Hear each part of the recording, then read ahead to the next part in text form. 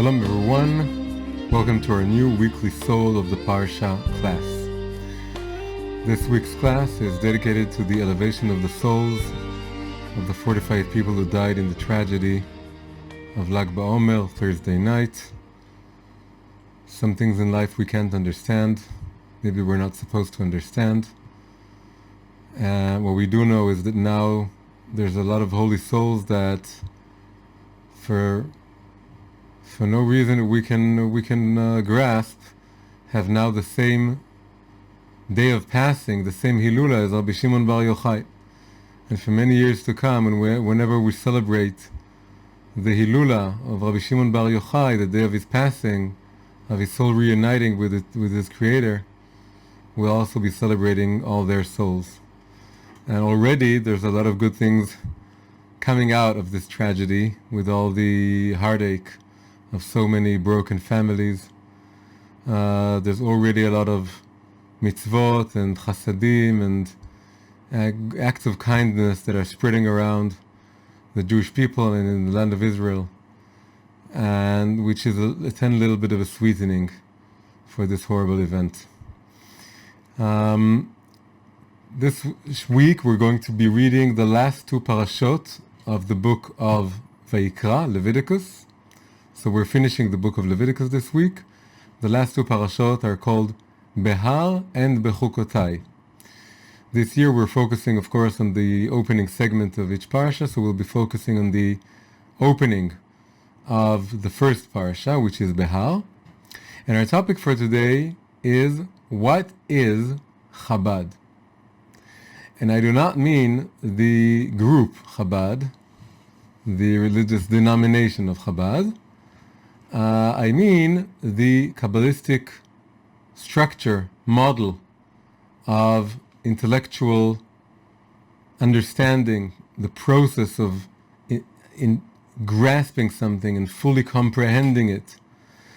It's summed up in Kabbalah in the three Sefirot that embody the intellectual level of both the world of Atzilut, the world of emanation, which is the world of godliness itself, and also of our own souls. Our soul and the world is made up of 10 basic elementary forces, or Sefirot, and they are divided into the upper three Sefirot, or the intellectual Sefirot, or the Mochin, the intellect, and the lower 7 Sefirot, also known as the emotive, in the sense that they embody the emotions, the emotive Sefirot, or in Hebrew, the Midot, the attributes of the heart. Over the course of Sfirat HaOmer, the counting of the Omer, we go very deep into the lower 7 Sefirot, because the 7 weeks correspond to the 7 Sefirot, and of course each day within each week corresponds to the same structure of 7 Sefirot. So we have 49 days, which is the 7 lower emotive Sefirot inter-included, 7 times 7, and we think very deeply about all these attributes and how they intermesh and interact. But then the upper 3 Sefirot they feel a little bit left out, and they're somewhere in the background. We don't think about them so much, we don't talk about them so much. So today we're going to make it up for them, and we're going to give them some more room. And in a very deep way, of course, as we're moving through Sfirat HaOmer on our way to the festival of Shavuot, the festival of weeks, the giving of the Torah, the upper 3 Sefirot, although they don't have their own days or weeks, they should be present at all time. They should be hovering above the entire journey, the entire process, because they are the ones that we use, that we utilize in order to make sense of the counting. As we're thinking about what does it mean that now it's the chesed within Yesod, which is, at least here in Israel, we're just going into this day. And thinking about it requires utilizing the intellectual faculties, which are called, of course, wisdom understanding, and knowledge. In Hebrew, it's Chochma, Bina, and Da'at, and the acronym is CHaBaD. So when I ask the question, what is CHaBaD? I mean, what does it mean? What is the structure of Chochma, Bina, and Da'at? Wisdom, understanding, and knowledge. What is it all about? What's the hidden structure? What does it mean? Why three? What differentiates each one from the other? And of course, we want to see all this from the point of view of an element in the parsha, the opening of the parsha. And it's really a beautiful chance to go into this. So I said the upper three sefirot need to hover above the counting of the Omer. It's not just that, is that they are in many ways the goal, because we are moving towards the giving of the Torah, and the Torah is first and foremost an object of study. And study is conducted with the intellect, and the Torah is the brains of Judaism, of the Jewish people, and it's the divine word. The divine word is embodied in the letters of the Torah. So first and foremost, the Torah corresponds to the intellectual level. We, human beings, our hearts, our emotions, are more associated. We experience more the lower seven sefirot, the emotive sefirot. But when we try to make up our minds about how we should conduct our lives in the world, then we should be looking at the Torah to give us the proper view of things, how to look at things, how to think about things. The Torah is the mochin, the intellect, the head. God is giving us a head, so to speak. He's giving us instructions as to how to look at the world, how to think about the world, etc. So the Chag Shavuot is we've built up this pyramid of the emotions so that we can receive this intellect and then integrate the two. Integrate all the ideas, concepts of the Torah into the attributes of the heart. So it's very important to ask, what is CHaBaD during the counting of the Omer? And that's what we want to do today as we're nearing Chag HaShavuot. So how does the parasha open? It opens with a very simple verse, but again there's an anomaly or something rare, something surprising, and that is the key always to opening up a whole room, a whole world of questions. So the verse is Vaydaber Hashem el Moshe Behar Sinai le'emor. The Lord God spoke to Moses on Mount Sinai, saying the following. And what is the following? The following is the mitzvah of Shemitah. Shemitah is the 7th year. Every 7 years there's a special year called Shemitah. It's going to be next year, the next Shemitah. Shemitah is called the Sabbath of the land.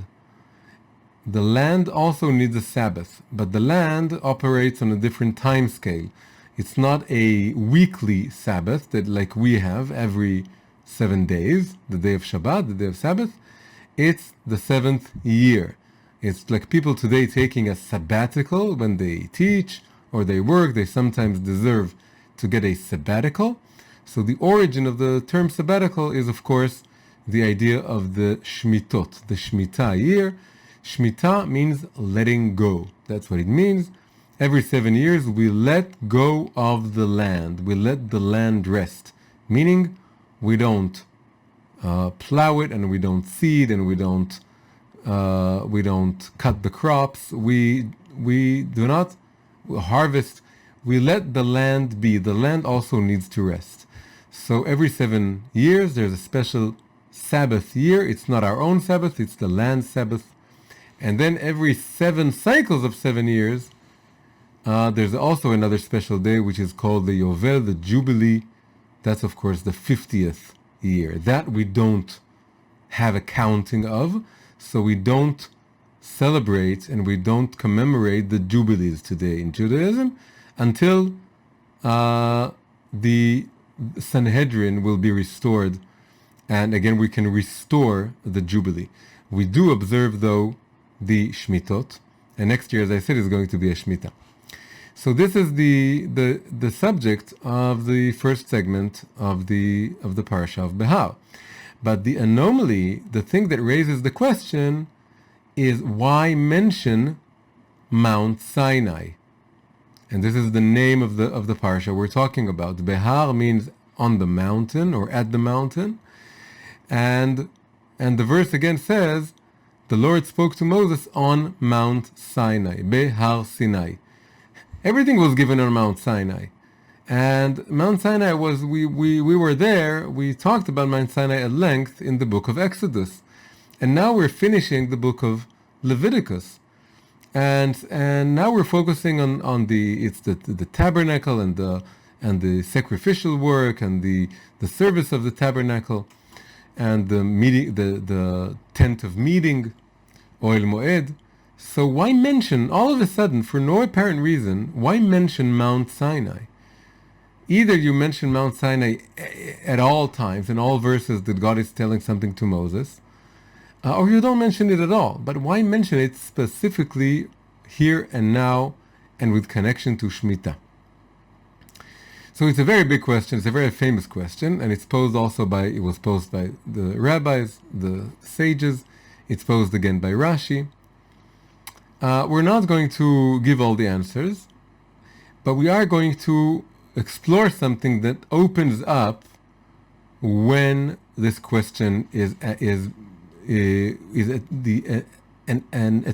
answer is attempted or provided or suggested. What happens is that we have a debate within the Talmud as to what this means. And the idea says the following. And so first I'll say what Rashi says, and then we'll go deeper into what the Talmud says. So Rashi says, the idea of this verse, of putting together Shemitah with Mount Sinai, is the following. Right now we're getting all the details of the Shemitah. And not just the details, but it's said, where is it said?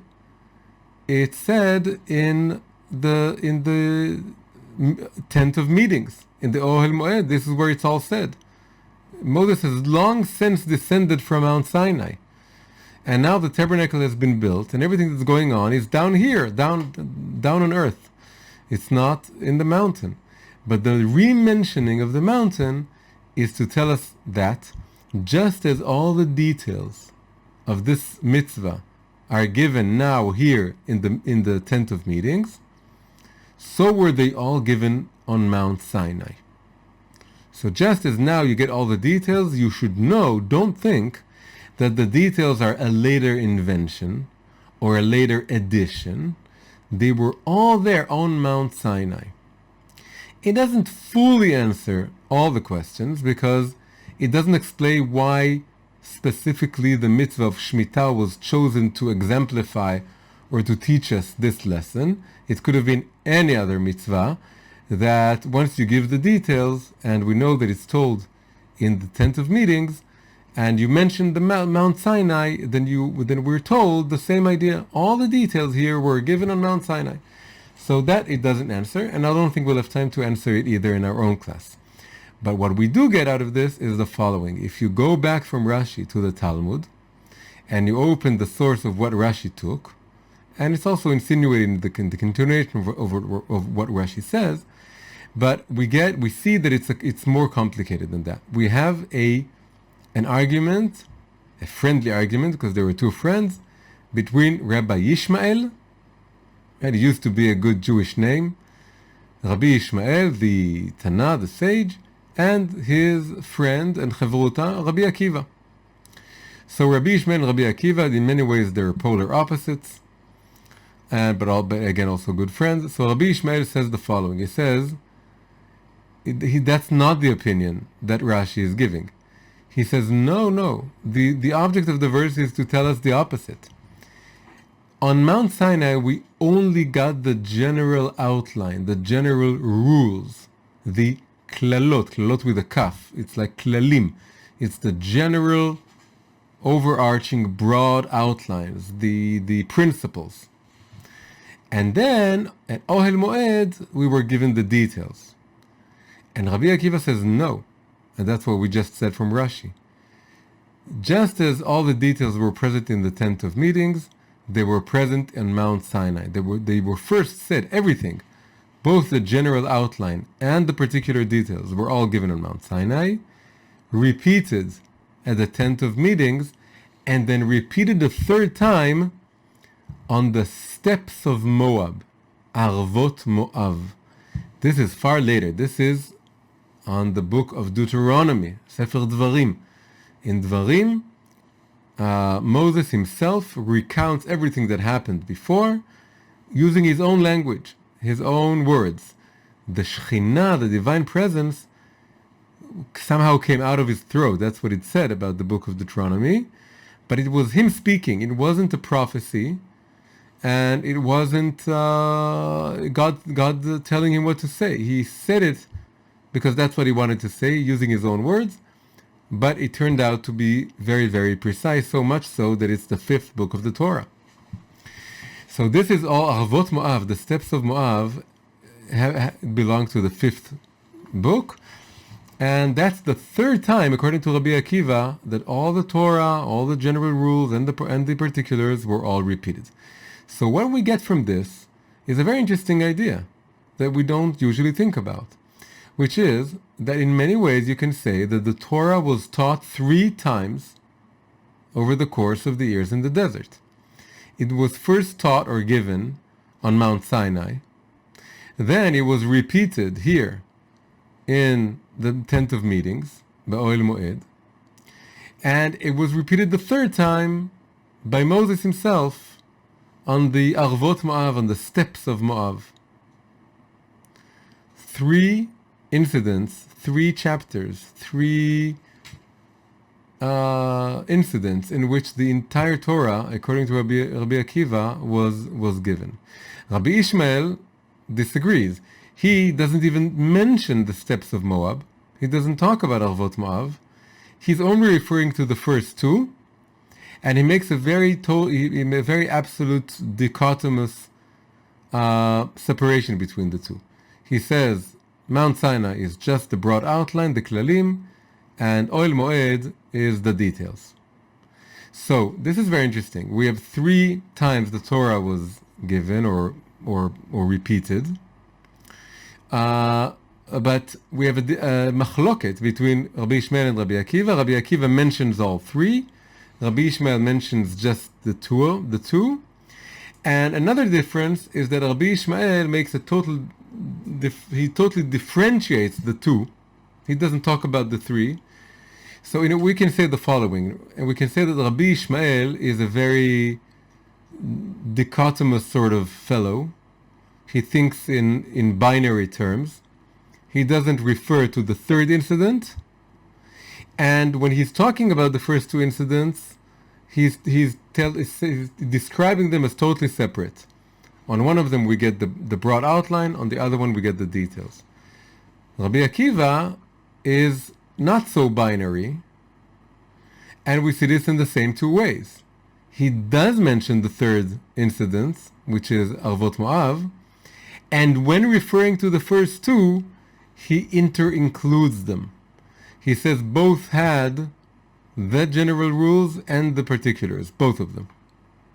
So this is very interesting. So Rabbi Ishmael is thinking in binary terms, in dichotomies, and Rabbi Akiva in 2 ways is thinking in what we can call non-binary or more integrative terms. He mentions the 3rd time. The 3rd is always like an integration. And he talks about the first 2 in interinclusion terms, as both including the element of the other. So this is interesting to think about. Another interesting thing we should say is that Rabbi Ishmael in many ways is a paradigm of a tzaddik, a righteous man. A tzaddik is someone who is coming from above to below, from what ought to be to what is. That's a tzaddik. A tzaddik's starting point is what ought to be, because he's so rectified. and then he goes into reality, into what is, and tries to rectify it also. But Rabbi Akiva, who's the son of converts, who until he was 40 didn't even know how to read, he is a Baal Tshuva. A Baal Tshuva is someone who goes from below to above. He starts with what is, and what is was that he was an illiterate shepherd. And then he gradually ascends to what ought to be. And he learns Torah and becomes a great teacher. So that's also interesting to add to the mix. That the one thinking in binary terms is the same one who is more righteous, that is, who is coming from above to below, and the one who's more integrative, or is looking for something beyond the binary, who is into Interinclusion, is into mentioning the third incident of the giving of the Torah. He's the one coming from below. So how do we make sense of all of this? So the idea is that the three incidents of the giving of the Torah correspond to the three intellectual sefirot in Kabbalah: wisdom, understanding, and knowledge. That is, Mount Sinai was a wisdom-like giving of the Torah, Chochma. The repetition of it on the tent of meetings, it was the understanding-like, or the giving of the Torah in terms of understanding of Bina. And finally, the third repetition, which is given in the book of Dvarim by Moses on the steps of Moab, was the knowledge-like, or the knowledge-type giving of the Torah, Da'at. So we can use these three elements to understanding these three sefirot. It's an interesting way of going about it. It's not the way you would think, or you don't see this every day. So it's interesting to look at this. So let's just start with what we are told by Rabbi Ishmael, right? He was the righteous one. He's going from above to below. So let's start with him. He doesn't mention the steps of Moab, so he's not going into that. We can talk about Chochma and Bina without that. That's our first lesson. Although Chochma, Bina, and Da'at form a triad, we can let go of that for a while. Rabbi Ishmael doesn't talk about the Arvot Moab, and just talk about the first two. And that's a very important thing to know. Chochma and Bina are a pair. Before that knowledge comes along, Chochma and Bina, wisdom and understanding, are like a pair, like a couple. And they're in fact likened to a father and a mother. Chochma is masculine and paternal in nature, and Bina is feminine and maternal in nature. And we'll see in a minute why. So, just like in families, when you just have a man and a woman, they don't have any children yet. Are they not a family? They are a family. They're a family of two. Don't take it away from them. There's something about just having a relationship, even if you don't have kids for some reason, or you don't yet have kids. It's not nothing. It's something. It's something that what we call kovea bracha le'atzmo. It merits a blessing. It stands in its own right. So that is like the child, knowledge. That's the third element. So that is not entering the picture yet, because right now we're going with Rabbi Ishmael, who's just talking about Mount Sinai and the tent of meetings, Chochma and Bina, and he says that's what we need to mention. So that's the first thing. That they're a couple. In many ways, rationality, the intellect, is based just on Chochma and Bina. And that is something else, something strange. It's a little bit of an outsider in the intellectual realm. So, what does Rabbi Ishmael tell us about these two events? He says, on Mount Sinai we were given the general rules, and on the tent of meetings we were given the details and the particulars. So this tells us something very, very solid, basic about Chochma and Bina. Chochma is about seeing the general picture. Chochma, just like Mount Sinai is a mountain, it rises high, and when you stand above the mountain, you don't necessarily see the details. Sometimes if it's a very high mountain, it's above the clouds, you don't see the details at all. You just have a general understanding of things. You get the gist of things. their spirit, their essence. Chochma is about perceiving the essence of things, according to Rabbi Ishmael and according to the general characterization of Chochma. There's something about the masculine approach to the world, not to what today is not how to necessarily today you would characterize men or women, but let's say traditionally and ideally. Traditionally and ideally, masculinity is looking at the world from a higher perspective and wishing that it would be perfect.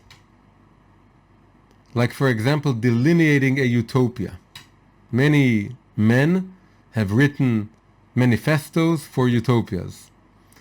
And they were very good on paper, not so good when implemented, but they were good on paper. Why? Because that's where men are good at. It's on paper, it's in theory. It's standing on top of some mountain and having this vision. So translating it into ground level and into how to go about it, that's a weaker point with men. But at least they have their good points, which is they know how to look at the world. They're also taller, it goes together, and they look at the world from, so to speak, from above, and they have visions of and general ideas, general philosophical, theological concepts about how the world should be, or how the world is, but again in philosophical ideal terms. So Chochma is something very broad, very general. It's also likened to sight, to the sense of sight. Why? Because when we see something, we see a whole picture. And we can see it in one instant. We can take in a lot of different details. We don't notice the details. So the best metaphor for this is when lightning strikes. Many times, Chochma is likened to a lightning bolt in your head. So when a lightning strikes in the world, and you get a glimpse, one instant, of an entire landscape, everything is lit up, you can see all the view, all the houses, but then it disappears. Do you remember all the details? Can you make a painting of it? You can't.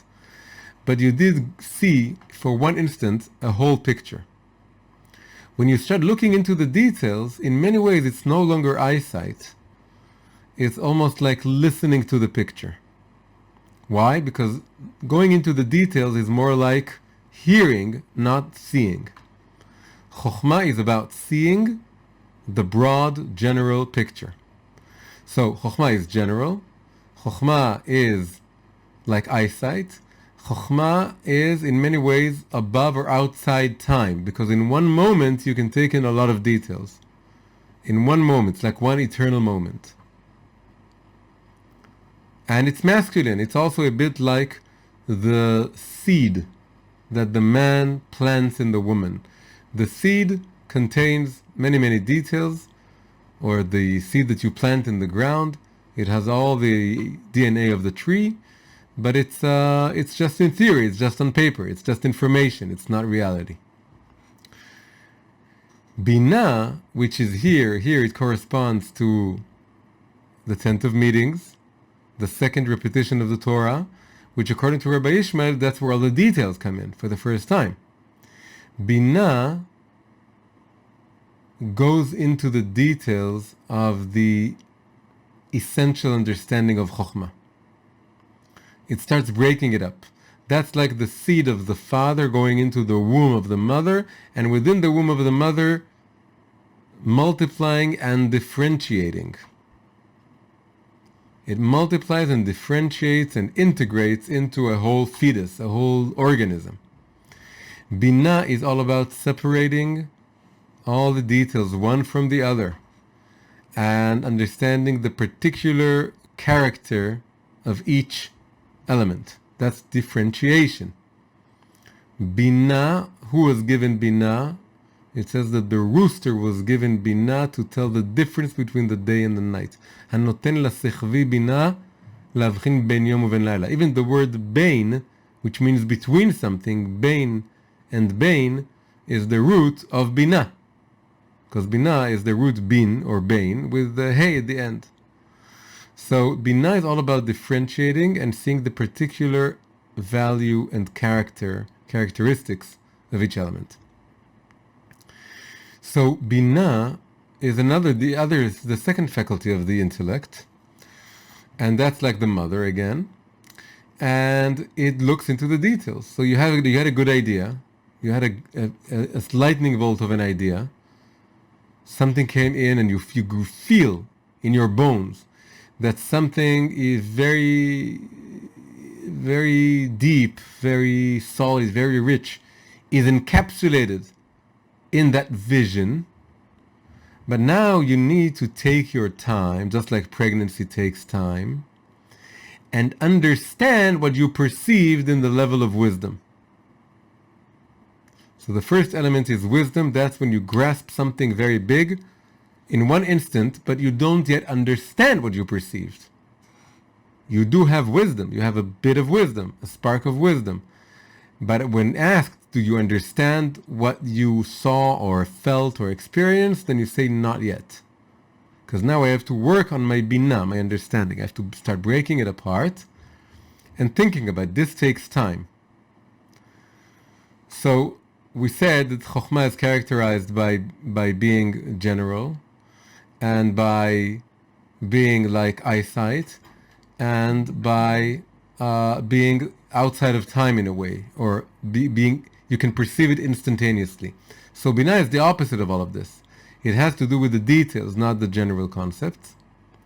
It's not like eyesight, it's more like hearing. Why? Because when you hear something, you don't perceive the entire symphony, let's say, in one moment. A painting you can take in one moment. You see it. If you have a photographic memory, then it's already there. It's just one moment, and the entire picture is. But you can't do that with a symphony. Even if you speed it up on YouTube, you still need to go through all the notes over time. So listening is one note at a time, one word at a time, one letter at a time. When we read a book, although it's visual, we're using the faculty of Bina, of understanding, not the faculty of Chochma, because it's a linear process which is gradual. It's not simultaneous. It's over time. It's not synchronic, it's diachronic. It's one after the other. One letter in, we're listening to the text. We happen to be using our eyes, but that's not the main thing. We're really, internally, we're using our mental ears, not our mental eyes. Because it's not a picture, it's text. It's like the author is speaking to us. So we're listening. It doesn't have to be your physical eyes or your physical ears. A book we read with our physical eyes, but we employ our mental ears. We're listening to the text. We're using Bina, not Chochma. However, so all the differences are here. It's the details. It's one word at a time. It's more like listening. And it takes time. It's over time. Just like the man brings his own contribution to bringing a child to the world in one instant. But the woman, it takes 9 months for her to give her part, to play her part in the bringing about of a new life into the world. And actually more than that, because then the breastfeeding begins. So it's a very long process. So this is just like wisdom can be instantaneous, just like the seed of the man, the father. But understanding is like a pregnancy, and like rearing the child, so it's longer. So you grasp something, and then you need to understand it and go into the details. And indeed, that's Mount Sinai we said like a mountain, and then you go up and you view everything from above. The tabernacle and the house of the tent of meetings was situated on the ground. It's ground level, it's more grounded, and it has all the details. The way it's built, the measurements, and the sacrifices, and the service, and the different, and the inner altar and the outer altar, and the different times, the different holidays. It's all very detailed. It's like Bina. So this is where Rabbi Ishmael said, on Mount Sinai we just got the 10 Commandments, and then some more general rules, And now it's elaborated on the tent of meetings. Moshe is going into the tent, and God is telling him the details. So it's a beautiful illustration of Chochma and Bina. And the way we described it so far, it's first Chochma and then Bina. We'll see in a minute, it can go the other direction also. However, as I said before, Rabbi Akiva has a different view of everything. And there's two things that he differs. He differs in mentioning a third incident, a third event, the third repetition of the Torah on Arvot Moav. And he also differentiates in that he interincludes Mount Sinai with the tent of meetings. He says we got both the general rules and the particulars on both of them. And these two ideas, they really go together. So let's start with the interinclusion thing. Rabbi Akiva is thinking in interinclusion terms. The book of formation, book of Yetzirah, presents this idea when he says the following.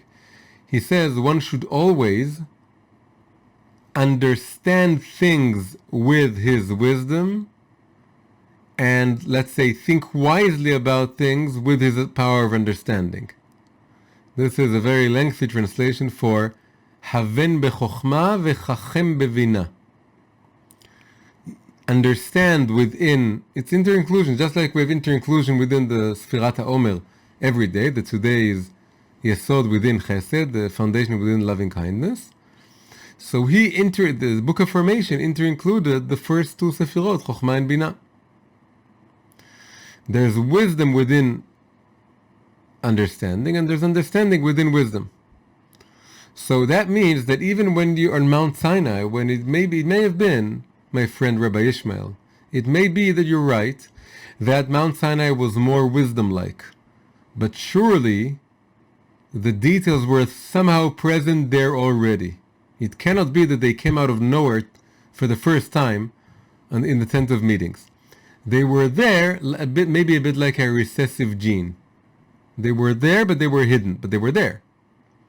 And also, once you go to the tent of meetings and you go into the particulars, you don't lose sight of the general, broad concepts and ideas.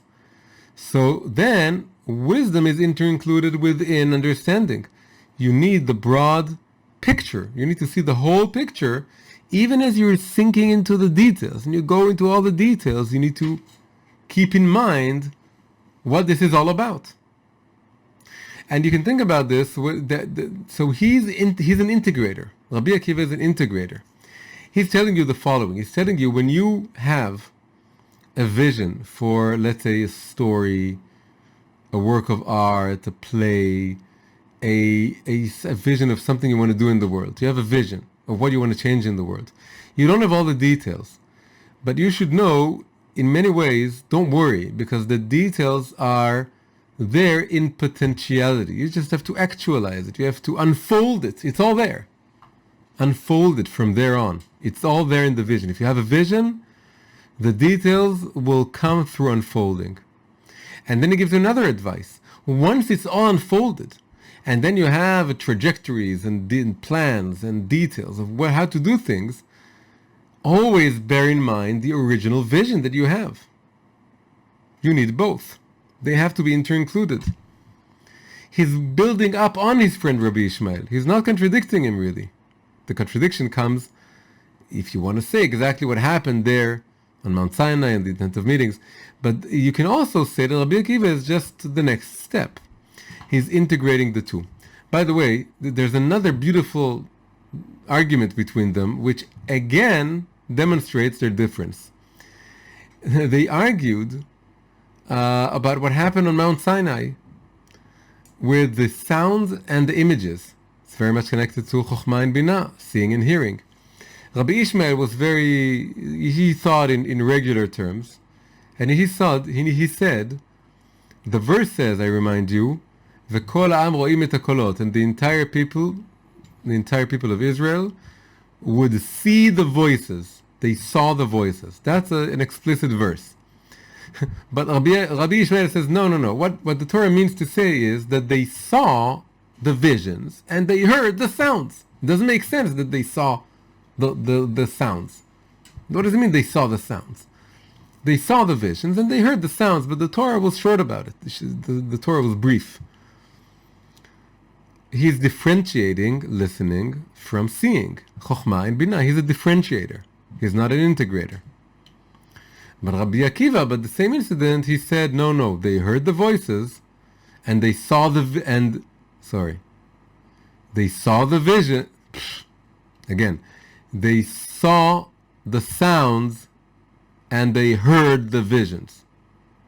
He adds that. They didn't just see the sounds, which is an explicit verse, they also heard the visions, says Rabbi Akiva. Again, he's an integrator, an interincluder, not a differentiator. Where does Rabbi Akiva get this power of interinclusion from? So this has to do with the other big difference between Rabbi Akiva and Rabbi Ishmael, which is the mentioning of the third event. When Rabbi Akiva is mentioning the third event of the steps of Moab, really what he's adding to the picture is the third intellectual sephirah, which is called Da'at. Here we see that Da'at doesn't, it's not as obvious as you would think. Before we have CHaBaD, Chochma, Bina and Da'at, we just have Chochma and Bina. It's a pair, and it seems like a perfect couple. Sometimes there are couples in the world that feel that they're so good for them, they don't need kids. Sometimes it happens. They say, we're so happy. Why do we need anything else? The equivalent of this in our own inner reality is that sometimes we have a lot of Chochma and a lot of Bina. We see the big picture and we see the small details. We see the vision and we hear all the little notes and words, and there's a good relationship between the two. The mother and the father are happily married. But they're childless. And they're childless not just because they're barren or something, they're childless because again, it's all within us. It's our own Chochma and Bina.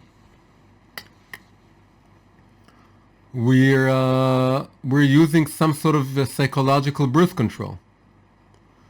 And what happens is that they don't give birth to emotional insights that go down from the head to the heart. It's all intellectual. It's just theories and ideas. It's very balanced because it's not just Chochma or just Bina, it's both.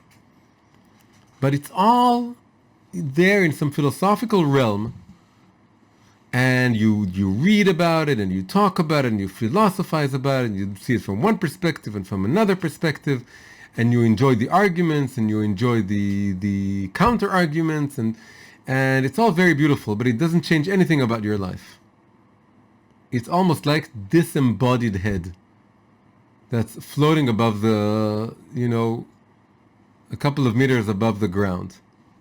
When I was in the university, on my way to Tshuva, and thinking about the academic world, and all the students and the professors and everything we're doing here, at some point I had this vision, a very visual vision. It came from the Faculty of Wisdom,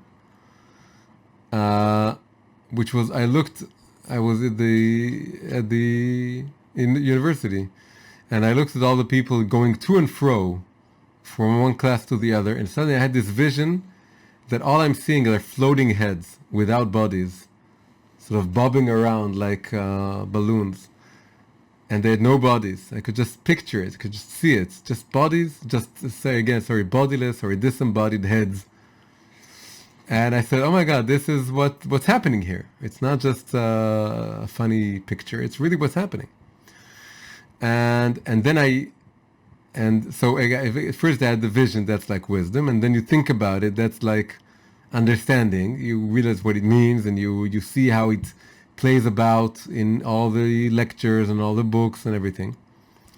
But then you need to rectify it. How do you connect the head with the body? You need the neck, or the back of the neck, the spinal cord. You need something that connects the two. And this is Da'at. This is knowledge. Knowledge means union, connection, bonding. Ve'adam yada et Chava ishto. And Adam knew his wife Eve. As people say, carnal knowledge. It's not just carnal. It's carnal, it's emotional, it's spiritual. Knowledge means union, like an intimate union. So it's both the union of Chochma and Bina, really, without birth control, really coming together in order to produce something. And also, it's the union of the intellect as a whole with the emotive sefirot, with going into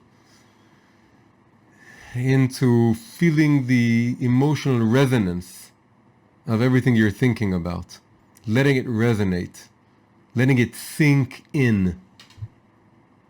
Let your thoughts sink into your hearts. This is knowledge. So why is knowledge a bit of an outsider in the intellectual realm? Because knowledge in some ways is a visitor from the emotional realm into the intellectual realm. Knowledge isn't totally intellectual. An intellectual says, I don't need knowledge. Knowledge in the sense that we're talking about, the sphere of knowledge. I don't need to intimately know what I'm talking about. I need to just understand what I'm talking about. I don't need to have an experiential knowledge. I don't need to have intimate knowledge with something. I can talk about a professor of religion in the university. He says, I don't need to have a religious experience. I just need to talk about what religious people say and think and what the books say and what the history says. And it's good. In fact, it's good that I'm detached, because then I can be objective. And knowledge, the sphere of knowledge, is all about being subjective, not objective. It's an emotional sephira. It's the emotions within the intellect. This is the third element, the third thing. It's new.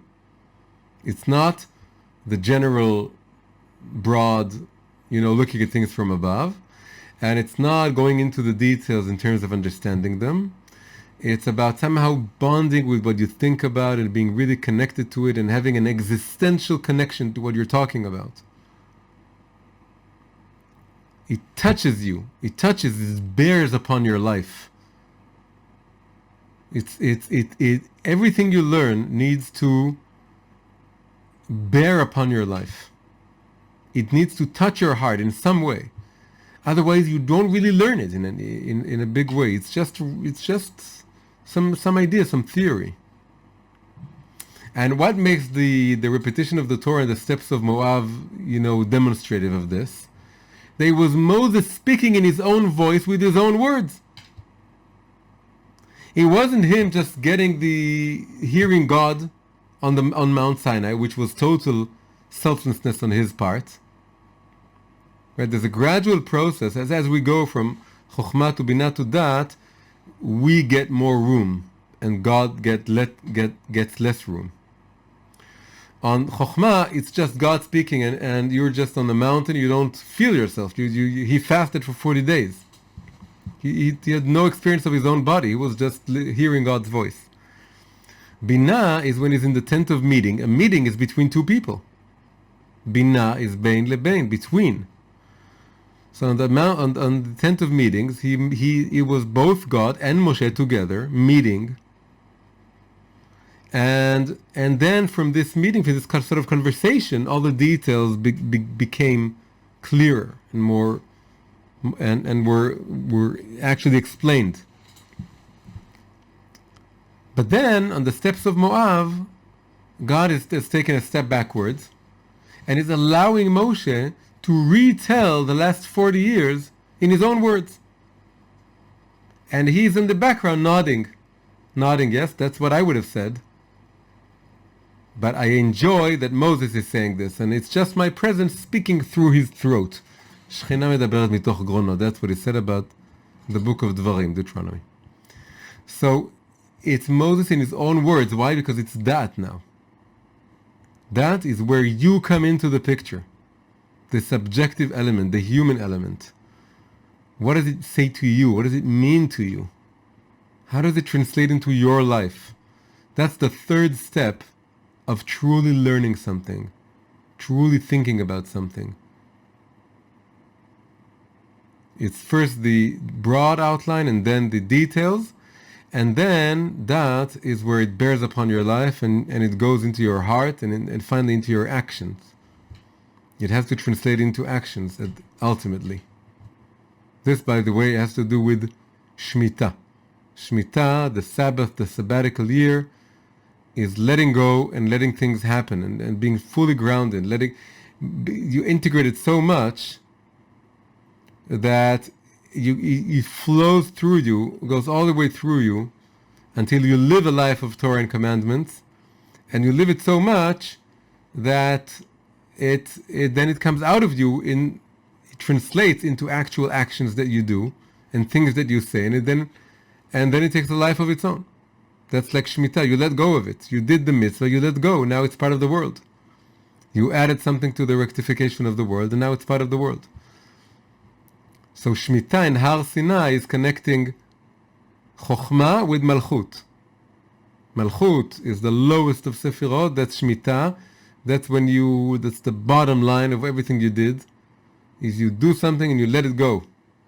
You release it. And there's a deep connection between the first element, which is the Har, the Mount Sinai, the first giving of the Torah in its broadest terms, and the final thing. So we managed to say something about Har and Shemitah. Now,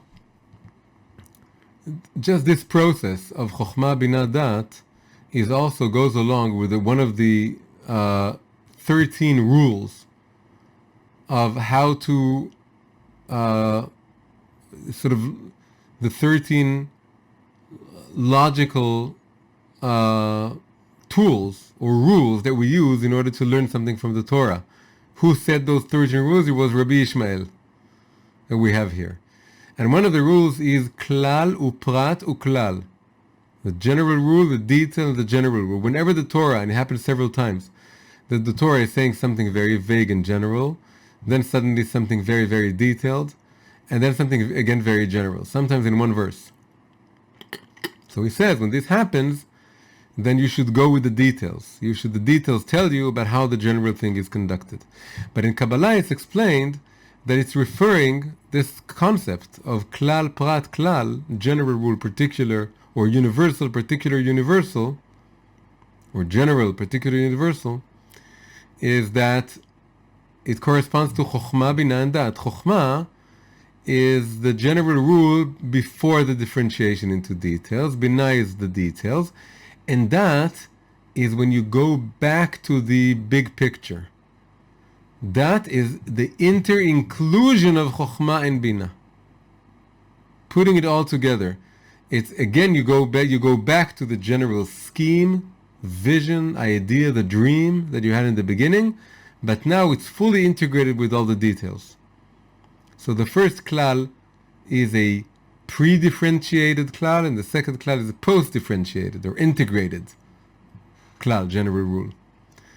So for Rabbi Ishmael himself, although he posited this rule, he didn't need to mention the steps of Moav. Because again, he's a differentiator. He himself is a setter of rules. He sets out rules. So he just talked about the first two events. But Rabbi Akiva, was coming from below, had to mention the third one as well. We should also add, and then we'll finish the class, although we have more things to say, but we'll finish it, is that these three elements, these three stages, also correspond to a bigger three, which is the structure of the Tanakh, the Hebrew Bible. The Hebrew Bible is made up of three parts. It's the Torah itself, and then the Nevi'im, the books of the prophets, and then the Ktuvim, the miscellaneous writings. Torah, Nevi'im, Ktuvim. And the explanation is that Torah is mamish Torah from heaven. It's totally God speaking. And then Nevi'im is all the prophets, what they said, all the prophets following Moses. And finally, the book of writings isn't prophetic, right? The scrolls, the 5 scrolls, and the book of Chronicles, it's not prophecy. But it did come out of Ruach HaKodesh. Ruach HaKodesh is so the direct translation, it sounds too Christian, is the Holy Spirit. The Holy Spirit here means it's something a little bit akin to prophecy, but it's not prophecy. It means that it's our own way of, it's our own thinking, it's our own doing, it's our own writings. We wrote it, but it was governed from above. There was providence in the way it was written. That's why it was put into the Tanakh. So you can see beautiful, this is perfect Chochma, Bina and Da'at. That the Torah, generally speaking, is Chochma. It comes from above. It's universal. It's eternal. It's outside of time. The prophets, the book of the prophets, are like Bina, because it's prophecy reflected in the mind of the prophet. It's like a dialogue between the prophet and God. And also the Jewish people and God. That's what happens in the books of the prophets. It's all the history of the the romance, the tumultuous romance between the Jewish people and God, with all its ups and downs and the infidelities and the returns and all of this. And this is Bina. It's like a dialogue between us and God, between the prophet and God. And then finally, the books of the writings, it's like that, because it's us writing it, but God agreeing and being and saying yes, you're that's how it's all integrated. I'm happy that you're integrating into your own writings. And it's like the books of Solomon are there, and it's books of wisdom, of human wisdom, but it's through human wisdom also some of the word of God is revealed. So in a way, the 3 events of the giving of the Torah were sort of premonitions or an early iteration of a larger scale repetition of these 3 stages. Right? That Mount Sinai was like the Torah within the Torah. Right? All 3 events are in the Torah. But it's like the Tanakh, the Torah, Nevi'im, Ktuvim, the Torah, Nevuah, Ruach HaKodesh, within the Torah. It's all inside the Torah. So the Mount Sinai was the Torah within the Torah, and then the tent of meetings was the prophecy within the Torah, because it was Moses as a regular prophet, not someone who's just totally self-nullifying himself. He was there talking to God and giving the prophecy. And finally, the book of Deuteronomy, which is just Moses speaking, it's like an early appearance of the stage of the Ktuvim that's going to appear later on. So the structure of Chochma Bina Da'at is very fundamental to understanding the structure of Tanakh, and it's reflected in a miniature version or in a smaller scale version within the Torah in the 3 events of the giving of the Torah. And we tried in this lesson to understand some basic things about the difference in the stages of how it works. That first we need to have a vision, and then we need to understand the vision ourselves, which is breaking up into all of its various elements and parts, and understanding something from something else that is unfolding all of what's included in the vision. And this is all within us. This is why for Rabbi Ishmael, that's all he mentioned. But if we want to be Ba'alei Tshuva and be practical about it and do something about it, we need to go to the 3rd step, which is articulating it in our own words, in words that people can understand, regular words. This is like Moses speaking in regular human language on the steps of Moab. We have to be, and just as on the verge of going into Eretz Israel, at the end of the 40 years. So this is the 3rd stage of every intellectual, cognitive process we need to go through. Sometimes we should say it goes the other way around. We start by articulating something we don't even understand yet, and then we start understanding and putting all the pieces together, and then suddenly we grasp the essence of it. So you can go either way. Rabbi Ishmael, by the way, is more of someone who goes from the top down. Rabbi Akiva is someone who goes more from the bottom up. So there was far more to say, but we need to stop here. So this is our class for Behar-Bechukotai for this year. Hi, if you enjoyed this video, please press like and subscribe to the channel. Don't forget to hit the bell icon. Also, you're very much welcome to join our free weekly Zoom class once every Sunday. You can find the link in the description below. And until then, you can enjoy some more videos right now. Thank you.